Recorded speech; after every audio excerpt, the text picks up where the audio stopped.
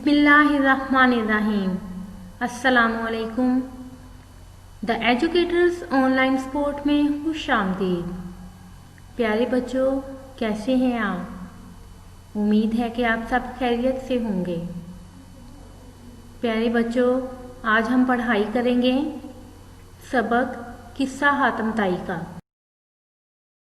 आज के लेक्चर में हमें जिन चीज़ों की ज़रूरत होगी वो है उर्दू की notebook, blue marker, blue pen, पैमाना, पेंसिल, रबड़, हाइलाइटर और उर्दू की किताब कारवाने उर्दू। पिछले सबक में हमने सबक रोशन चिराग के अल्फाज मुतज़ाद और ग्रामर वक्त में मज़मून वक्त की पाबंदी किया था।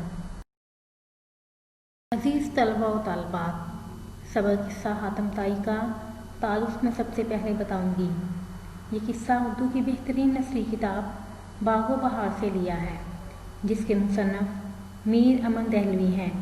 उनकी ज़ुबान नहायत उम्दा है।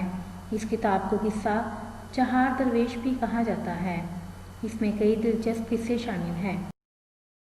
प्यारे बच्चों, आज सबक किस्सा हातम ताई का की पढ़ाई और ज़ख़ीरा अल्फाज की वजाहत करेंगे।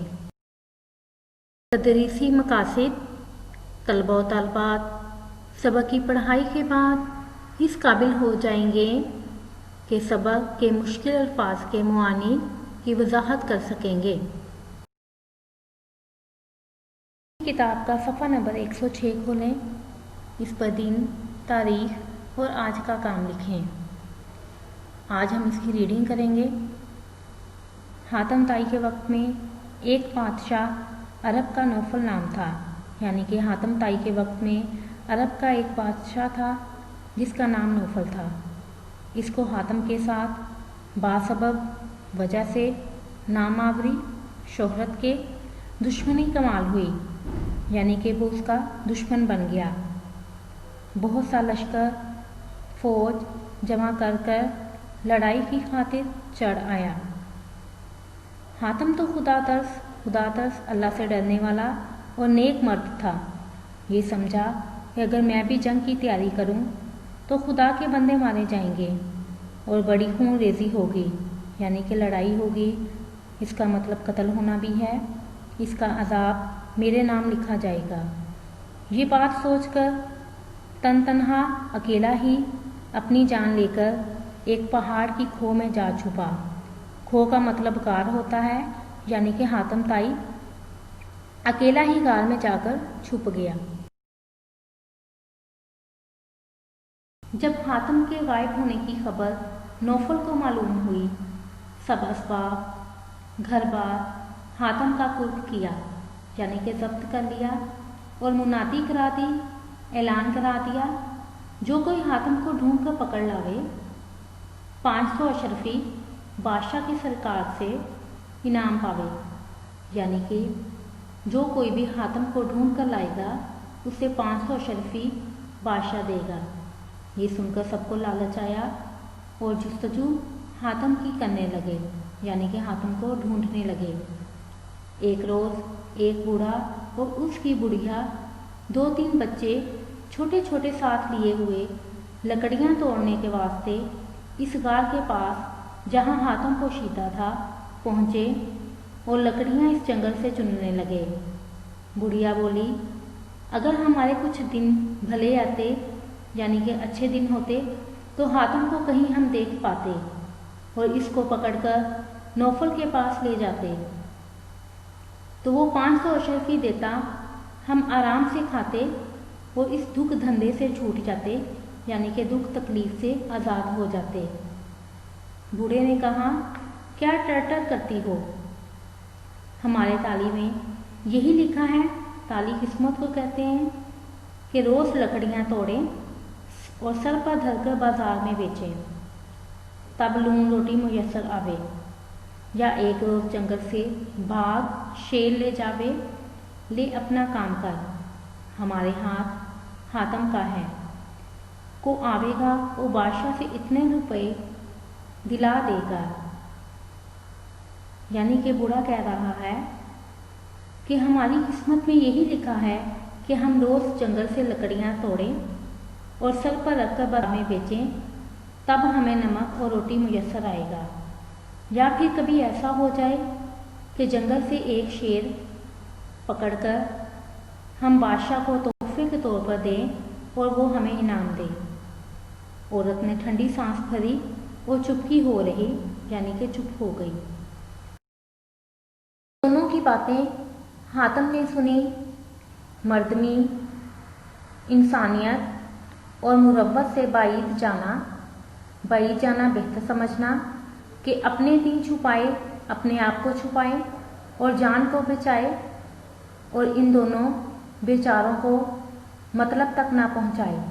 سچ ہے، اگر آدمی میں رحم نہیں تو وہ انسان نہیں، اور جس کے جی میں درد نہیں وہ کسائی ہے۔ ان دونوں کی باتیں جب حاتم نے سنی تو اس نے اپنے دل میں کہا کہ اپنے آپ کو چھپانے اور جان بچانے کا کیا فائدہ؟ اصل انسانیت تو دوسروں کے کام آنا ہے۔ وہ لوگ جو دوسروں کے دکھ کو محسوس نہیں کرتے وہ بے رحم ہوتے ہیں۔ اپنی نوٹ بک کا انڈیکس پیج کھولیں، سیریل میں 8 اور آج کی تاریخ لکھیں۔ عنوان میں سبق حصہ حاتم طائی کا پڑھائی اور الفاظ معانی لکھیں۔ سبق شروع کرنے سے پہلے ٹائٹل پیج بنائیں۔ اس کے بعد سبکی اشارہ کچھ اس طرح ہے۔ سبق حصہ حاتم طائی کا پڑھائی، مشکل الفاظ کے معانی، املا، سوالات کے جوابات اور ورک شیٹ۔ اپنی نوٹ بک کا صفحہ کھولیں جس پر آپ نے آج کا کام لکھنا ہے۔ اس پر مارجن لائن لگائیں، دن، تاریخ اور آج کا کام لکھیں۔ عنوان لکھیں، قصہ حاتم طائی کا۔ اس کے ذخیرہ الفاظ کی وضاحت کریں گے۔ پادشاہ، جس کا معنی ہے بادشاہ۔ جستجو، تلاش، باسبب، سبب سے یا وجہ سے۔ نام آوری، شہرت یا مقبولیت۔ دشمنی کمال ہوئی، دشمن بن جانا۔ خون ریزی ہونا، قتل کرنا یا لڑائی کرنا۔ کرک کرنا، ضبط کرنا۔ منادی کرنا، اعلان کرنا۔ پاوے، حاصل کرے۔ آج کا کام یعنی ڈائری ورک ہے۔ سبق قصہ حاتم طائی کا ٹائٹل پیج بنائیں اور سبکی اشارہ لکھیں۔